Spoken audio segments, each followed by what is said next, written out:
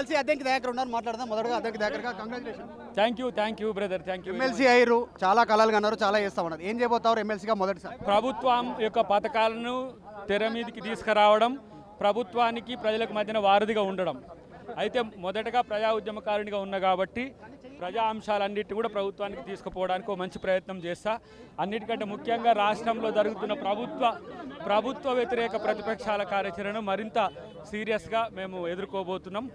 అది మండలిలోనైనా బయటనైనా సరే, సభల్లోనైనా బయటలోనైనా సరే. చాలా సఫర్ అయ్యారు, చాలా కొంచెం ఒడిదుడులకు గురైనటువంటి సిచ్యువేషన్, టికెట్ విషయంలో కానీ ఎమ్మెల్సీ విషయంలో కానీ చర్చ జరిగినప్పుడు. సో ఇప్పుడు ఏమనిపిస్తుంది ఎమ్మెల్సీ అయ్యారుగా? ఎమ్మెల్సీ అయితే బాధ్యత ఇంకెక్కువ పెరిగింది, లేకున్నా కూడా అంతకంటే ఎక్కువనే చేసే అవకాశం ఉండే.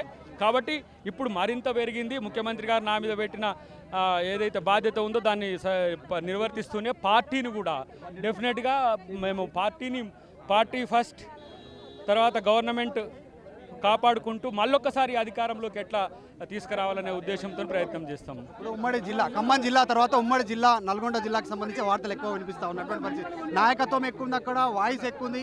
మీలాంటి వాళ్ళు తెరపైకి వచ్చినటువంటి సిచ్యువేషన్. మంత్రివర్గ విస్తరణ ఉంది, ఇంకోటి విప్పు ఖాళీగా ఉంది, చీఫ్ విప్ ఖాళీగా ఉంది. సో ఇట్లాంటి విషయంలో చర్చ జరుగుతూ ఉంది. అద్దంకి రోడ్ ఎట్లా ఉండబోతుంది? నేను అనుకుంటున్నా నన్ను హైదరాబాద్ లోకల్గా పెట్టే అవకాశం ఉంది. ఎందుకంటే జిహెచ్ఎంసీలో పార్టీ తక్కువ ఉన్నది కాబట్టి హైదరాబాద్ నేను యాప్ట్ చేస్తున్నా. మంత్రులు, విప్పులు ఇవన్నీ కూడా ముఖ్యమంత్రి గారు, పార్టీ అధ్యక్షుడు చూసుకుంటారు. నేను పార్టీ పని చూసుకుంటా, ప్రజల సమస్యలు నేను చూసుకుంటా. నన్ను ఏ విధంగా పార్టీ వినియోగించుకున్నా నేను సిద్ధమే. దేనికి కూడా నేను సిద్ధపడే, గతంలో టికెట్ ఇవ్వకపోయినా ఉన్నా.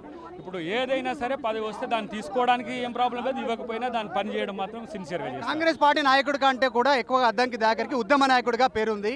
సో విద్యార్థుల చాలా పాత్ర ఉంది ఉద్యమంలో. ఎస్సీ ఉద్యమం నడుస్తూ ఉంది భూముల గురించి. ఎస్సీ గురించి ఏం చెప్పబోతుంది? ఎస్సీ గురించి ఏం చెప్తా ఉన్నారు?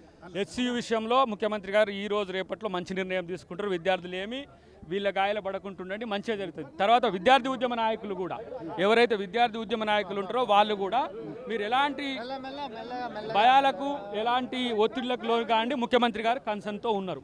కాబట్టి ముఖ్యమంత్రి గారికి కూడా ఆ విషయం మేము దృష్టికి తీసుకుపోతాం. చివరిగా ఎస్సీ భూముల్ని ఎక్కువ పార్క్ చేయాలనేటువంటి డిమాండ్ వినిపిస్తూ ఉంది. కాంగ్రెస్ పార్టీ నాయకులు కూడా, నిన్న ఎంపీ మల్లరవి మాట్లాడారు, మీ కార్పొరేటర్ మాట్లాడారు.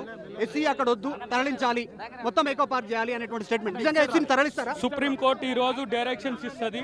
ఆ తీర్పు ఇచ్చింది కూడా సుప్రీంకోర్టే. ఇప్పుడు సుప్రీంకోర్టు ఇచ్చిన తర్వాత సుప్రీంకోర్టు డైరెక్షన్స్ బట్టే ప్రభుత్వం నడుచుకుంటుంది. విద్యార్థులు ఈ విషయాల్లో అలా ఎవరి యొక్క రెచ్చగొట్టే ధోరణులకు మీరు ఇబ్బందులు పడకండి. ప్రభుత్వం మీ పట్లనే సానుకూలంగా ఉంటుంది. చివరిగా ఉస్మానియాలో ఆంక్షలు, వీటిపైన ఏమన్నారు? ఆంక్షల విషయంలో ప్రతిపక్షాలు చేస్తున్న రెచ్చగొట్టే ధోరణి కాకుండా డెమోక్రటిక్ రైట్స్ ఉండే విధంగా అది ప్రభుత్వం నిర్ణయం తీసుకుంటుంది. మీరు కోమటిరెడ్డి మీద గతంలో చేసిన వ్యాఖ్యల విషయంలో లేడీ జరిగిందనే చర్చ ఉంది. ఇప్పుడు కోమటిరెడ్డి గురించి ఏం మాట్లాడారు? ఇప్పుడు ఒక సంవత్సరం కోమటిరెడ్డి గారు నేను తోడగుట్టకపోయినా అన్నదమ్ములు లాంటి వాళ్ళమే. రేవంత్ అన్న నేను ఎట్లా ఉంటామో, కోమటిరెడ్డి వెంకటరెడ్డి అన్న నేను అట్లా ఉంటాము. ఇప్పటి నుంచి ఇప్పుడు ఒక సంవత్సరం ఆగినందుకు ఒక సంవత్సరం పెరిగింది. 2031 వరకు నాది ఉన్నది. నన్ను ప్రేమతో అందరు కలిసి ఇప్పుడు మా నల్గొండ జిల్లా నాయకులే నన్ను ఆశీర్వదించిండ్రు.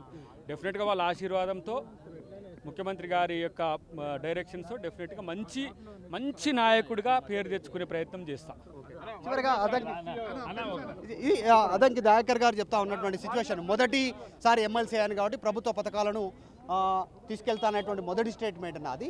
నన్ను హైదరాబాద్ లోకల్గా పరిగణిస్తుంది ప్రభుత్వం, పార్టీ అనేటువంటిది ఒక స్టేట్మెంట్ చేస్తారు. దాంట్లో ఆయన స్టేట్మెంట్ వెనకాల ఉన్నటువంటి అంశం ఏంటంటే మంత్రివర్గంలో కానీ చీఫ్ విప్గా కానీ నన్ను పరిగణలోకి తీసుకునే అవకాశం ఉందనేటువంటిది ఆయన మాటల్లో కనిపిస్తూ ఉంది. సో మొత్తానికైతే చాలా గ్యాప్ తర్వాత, సుదీర్ఘ విరామం తర్వాత, వెయిట్ చేసిన తర్వాత ఆయనకు ఎమ్మెల్సీ లభించింది. దీనివల్ల నాకు ఇంకా టైం ఎక్కువగా దొరికింది అనేటువంటి స్టేట్మెంట్ కూడా చేస్తూ ఉన్నటువంటి సిచ్యువేషన్. 31 వరకు నేను ఉండే అవకాశం ఉంది ఎమ్మెల్సీగా. సో ముఖ్యమంత్రి, నేను, కోమటిరెడ్డి గారి సొంత అన్నదమ్ములు లాంటి వాళ్ళం అనేటువంటి స్టేట్మెంట్ చేస్తా ఉన్నారు అద్దంకి దయాకర్ ఎమ్మెల్సీ.